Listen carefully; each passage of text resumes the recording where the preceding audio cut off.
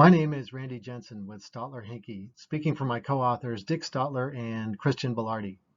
I'll be briefly describing a data fusion experiment where we used machine learning methods to uncover correlations between space weather conditions and satellite anomalies. The objective is to explore the potential for a data-driven model to help with both forensics and forecasting when it comes to space weather effects on satellites.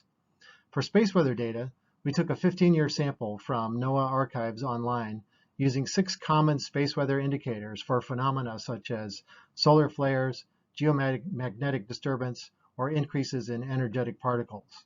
We ran analysis to identify outlier conditions, meaning significant deviations from the mean.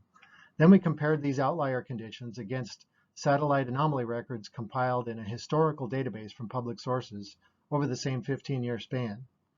As a quick summary of results, there were 151 candidate anomalies retrieved from the historical database. 18 of those 151 occurred at times consistent with current or recent outlier space weather conditions that we identified in the NOAA data. Now, since the records for satellite anomalies are collected from public sources, many include explanations that may have been stated at the time.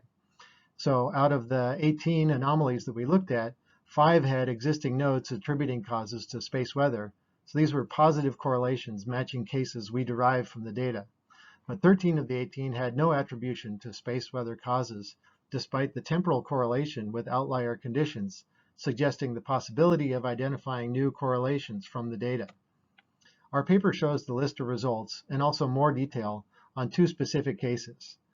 Here's one case where we had a positive correlation between our analysis and a 2006 anomaly that was attributed to space weather at the time.